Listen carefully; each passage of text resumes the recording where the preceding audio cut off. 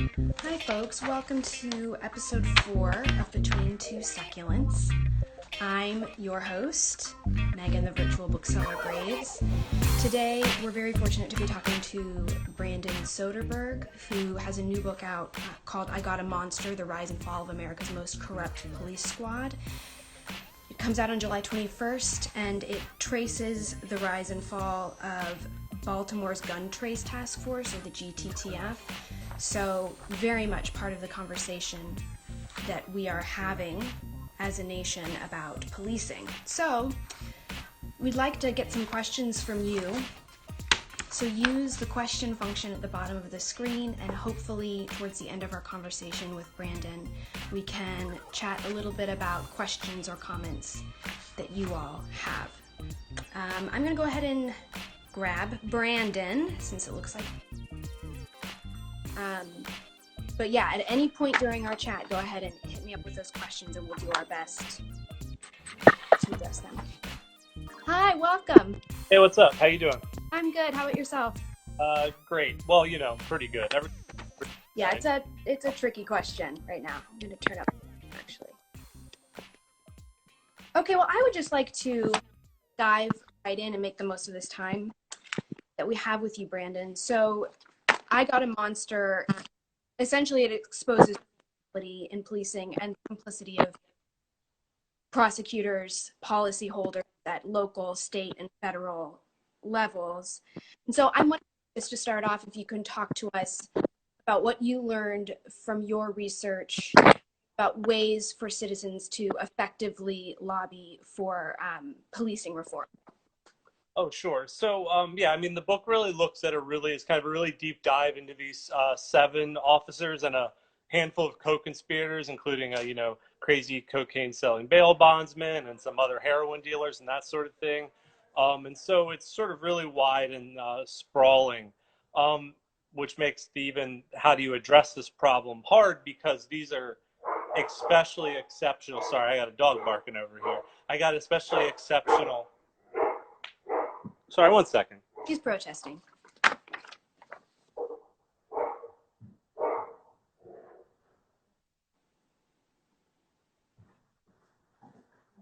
I'm actually very that there's a dog issue because I have a lawnmower noise issue happening. So. All right. Sorry about that. Continue, please. That's okay. Yeah, Okay, so the point would be that this is a particularly exceptional example of police corruption. These officers were not only doing the kinds of things we maybe actually expect dirty cops to do, which is violating people's rights, arresting them, lying about them. They were also dealing drugs, planting evidence on people, and things like that. They're kind of the worst of the worst. So, in terms of reform, it's even more of a kind of hard thing to get a hold on. I guess what I would say would be the most clear thing to me, which I think ties very much to what we're seeing in Minnesota right now, is that you need to really push, especially in Maryland, for more transparency with police officers. We have a law enforcement bill of rights that really protects officers in really extreme ways. There's really no way to obtain information about past cases of internal affairs. Or now that Derek Chauvin, who killed George Floyd, had 18 complaints. In terms of like sort of investigating this book, we were able to get some of these internal affairs files leaked to us, but there's no above ground way to obtain those as a citizen or a reporter. And so when you hear about a cop here or there, unless you really know, or unless you can do a deep Google and find, 5 years ago they shot somewhere, they did this, it's really a black box in terms of what these officers have done in the past. And so I think that pushing that kind of transparency would be really, really a great way to start. And then I think we need to think about, especially in Baltimore too, which I feel somewhat comfortable addressing more than Minnesota, although these problems are national, would be finding ways to defund the police department, to find ways to not put so much money into police departments. Baltimore City spends $500 million a year on its police department, has every year for the past decades, and it hasn't really done any difference. So we need to find different, more public-facing community solutions to the issues that mess up our communities. I don't mean community policing.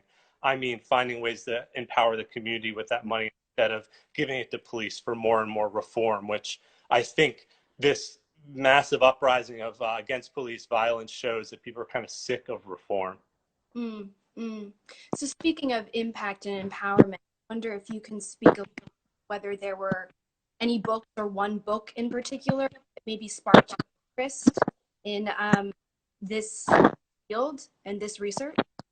I mean, I think for me, it's complicated. I started out as a music journalist and a music reporter. I was reporting on like club music and dance music and rap music in Baltimore, across the country, which ended up intersecting with police because police tend to target rappers. And in Baltimore, they really target nightclubs and dance scenes and always have. I bring that up only because like my way into reporting on this thing is kind of maybe different. I didn't go to journalism school or any of that kind of stuff.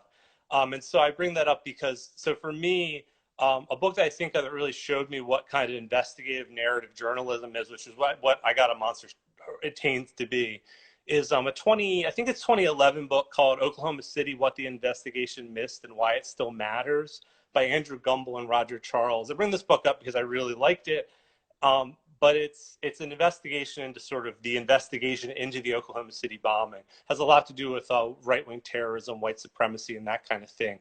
But it also tells a really compelling narrative that's really messed up and intense, and also similar to my book, if I could say this, would be to there's some really weird, dark humor in it. I mean, there's a lot of strange characters that were going through this whole right-wing supremacy world that was part of the Oklahoma City bombing. And that book really tells the story in a really compelling narrative way. And it's one of those times where I was like, oh, okay, I can see how nonfiction can feel like a novel and can feel like a movie. That's really what we're trying to do with this book. And then for me, what really moved it was just covering Baltimore, starting to learn about, by being in the community, learning about police issues and like sort of being empowered at the Baltimore City paper where I used to write, being empowered to investigate those and learn. And that's also where I started working with Baynard Woods, who co-wrote the book with me. So yeah, Oklahoma City, read that book. It's great. We will do that on Instagram and on our YouTube page. I'm wondering if you can also speak about other books that you are looking forward to reading. You know, have to be similar to your book, but anything that's sort of on your radar right now. Sure. Yeah, there's two books I'm really excited about. The first one is the paperback release of Rachel Monroe's Savage Appetites. Comes out in July. I mean, Rachel used to be in Baltimore, used to write in Baltimore. She writes in New York or the Atlantic. She's big stuff and she's great. And last year she wrote a great book about sort of true crime and true crime aficionados. And I read it in like a day and gave my heart back to someone. Don't remember who. Someone gave me a copy of that. But everyone should read that. It's a really incredible book, and I'd like to kind of revisit it. And then another book that I'm kind of super excited about that ties even more directly with my book is I'm blanking right now. Help me out. Is it the New York Review of Books Classics? Is that the line of books? I think so. So they've been reissuing stuff as they do, and they've been slowly reissuing stuff by a writer named Jean-Patrick Manchette, who's kind of a crime writer, but really was looking at crime and policing from sort of an anarchist perspective. So he wrote these kind of like intense thrillers, which much more understanding and sympathy for crime and for the left, which was important because he was writing in France in the 1670s. He has a book of his that's being translated for the first time called No Room at the Morgue, which is a great title, and I'm really excited about it. And it's about a cop who becomes a private investigator after he shoots a protester. So it feels kind of topical. I don't know about the book. It's never been translated in English, but I've read all the Manchette stuff over the past 5 years, and it's incredible. And he's one of the people I'm definitely ripping off in I Got a Monster. His kind of narrative style and mixing leftist politics with police procedural is sort of another thing I'm definitely stealing from him. All right. Once again, select that we make sure to put in the show notes. Absolutely will. For those of you who are just joining us, drop a question. Please use the question function at the screen because I'm not scrolling back through all the comments. You'll see a link there with a question mark.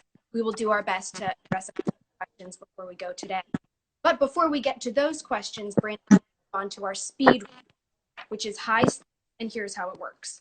Answer all these questions correctly in the time allotted. One viewer is going to win a prize. The prize is especially amazing. It's a copy of your book, I Got a Monster. For everybody else, it's out July 21st. You can pre-order it on the Charity Books website now. Brandon, are you ready for this speed round? Yeah, you're cutting out a little bit. I don't know if it's thing, but so I hope I answer the questions. But if I don't answer them quickly, I'm not cheating on the speed round. I just didn't hear you. Okay, so Brandon, because I'm cutting out, I'm going to give you a 10-point allowance at the beginning. Here we go. Question 1. Finish the quote. injustice anywhere is a threat to justice. If injustice anywhere is a threat to justice everywhere, if I think I heard you right, cut out. That's correct. Right? Okay, yeah. Question 2. This is multiple choice. Undoing systemic racism is A, easy, B, complicated, but starts with performative acts of allyship, C, only possible through dedicating ourselves to a lifelong struggle that begins with accepting responsibility, working on ourselves, holding our friends and family accountable, and committing to sustainable acts, using our privileges and resources to support organizations working on. Okay, so some of that cut out, but the answer is obviously C, because the other two are not so great. You are right on the money, correct. Question 3, true or false? We are the ones we're waiting for. Can you repeat that? I didn't hear it. True or false? We are the ones we've been waiting for. Oh yeah, that's true. Yeah, we got to do this. No one's going to do it for us. Certainly not the police. Certainly not. Brandon, I'm curious before we move on to audience questions. I'm just really wondering if there's anything you can share about the research and reporting you did, anything that surprised you about what you were discovering. Yeah, I mean, I think there's kind of the many strange and horrifying and complex details of the book, sort of that me and Baynard discovered while writing the book. So there's those, but sort of separate from those, sort of, I think it's probably more effective to talk about big picture stuff than say, hey, I found out this one more horrible thing this police officer did. That's all in the book. But I think what really became really stark to me is, and especially this is true in Baltimore, is the overwhelming problem with plainclothes policing, police officers that don't wear uniforms, what I heard as a kid called jump out boys or knockers, kind of guys that are drug enforcement and gun enforcement cops. And these are cops that you see in Baltimore, usually have a vest on and wearing like cargos and kind of like dudes, you know. What the officers that we're writing about in this book are plainclothes officers. And specifically what I had a much more tangible understanding is how they really operate almost like a shadow police force, in the sense that they're kind of not accountable to the normal things. They don't answer calls. They don't really do deep. They don't solve homicides. They allegedly help these things. They have a really long leash to do what they want. And when you start to go into communities, and especially when the federal government who investigated these cops I'm writing about started to investigate them, they were going to communities and finding victims. And those victims were people that were saying, you know, these guys jumped out on me. I was walking down the street. They threw me against the wall. They told me I had a gun, you know, that kind of thing. And even myself is, you know, I was sort of raised really to be suspicious of the police and to not like the police. I was really, and as a white person, obviously I have very different experience with police, but like didn't understand the full scope of the problem of plainclothes policing, which is this sort of militarized policing in cities, sort of a shadow policing behind the scenes that, especially in Baltimore, which is deeply segregated, a lot of us white folks aren't seeing a lot. And so that's kind of the big thing that's really hit me, is like we need to, you know, there's these massive big picture things we need to do, like, you know, defunding the police, but like starting with like really not allowing plainclothes policing to operate the way it has. These drug units, these gun units are just terrible, and they create crimes, they create chaos, and they add trauma to communities. They're really bad. And the Gun Trace Task Force is sort of the logical extension of that. If you go from, you know, running up on people to arrest them for drugs, you start running up on people and arresting them for drugs and taking their money. Or, you know, you start being told if you get a certain amount of guns a month, then you get a day off, which is how the police department start to, you know, really incentivize getting guns by any means necessary. And it's sort of just an out of control, especially out of control militarized police. So that plainclothes policing element that the Gun Trace Task Force were, that's the thing I sort of have the most new insight into, or feel the most sort of just like, wow, I thought I understood this, but I didn't until I started digging in for this book. So I want to ask one more question about what your average citizen do. We've talked about this a little bit. I want to give you another opportunity to just share. A question viewer is, let's say money is no object. Where does reform start? So we talked a little bit about pushing for transparency, putting pressure on public officials. Are there any shout out for those of us who are watching? So if I think again you're skipping. So I think was the question like, I think I saw the question in the chat too. If money weren't an object, what should we do? I mean, I almost have a hard time thinking of that because we live in a city that's so profoundly money strapped because of the police. But I think the thing that I've always said that could be a good start would be that any investment into police needs to be matched directly with community. And again, that doesn't mean community friendly in the community to say hi and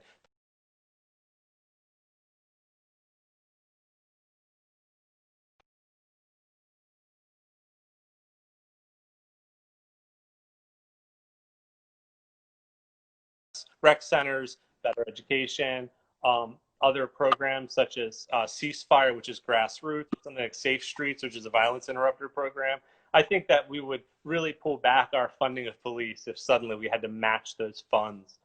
In terms of groups to shout out, especially because right now, as we speak, a few thousand people, I think, are marching through Baltimore, and it seems like tens of thousands are part of a nationwide uprising against police violence. So in Baltimore, at least, Baltimore Action Legal Team is really great in terms of if you're out there and you get arrested, their job is to help you out and to make you know your rights. I would also mention Baltimore Block, which has been organizing against police violence long before it sort of became fashionable and smart white guys like me get to blab on TV about it. And then lastly, just a personal one for me is the Maryland Volunteer Lawyers for the Arts, MVLA. I shout them out because as a reporter and journalist and a writer, they've really helped me understand my rights better. And they're actually working on a court transparency lawsuit, a federal lawsuit that I'm involved in about trying to get records for police and court documents more accessible to citizens and reporters. So Baltimore Action Legal Team, Baltimore Block, MVLA are my shout outs. Awesome. We will link to all of those on our page and on YouTube. We will provide information on the books you've recommended. Brandon, thank you for being with us. His book, I Got Stripped, out on July 21st. You can order it on the Charm City Books website now. Stay tuned to this space because we will be speaking to co-author Baynard Woods in July. And I'm going to leave it there. Thank you, everybody. Stay safe, and we'll see you next week. Thanks, Brandon. Thanks so much.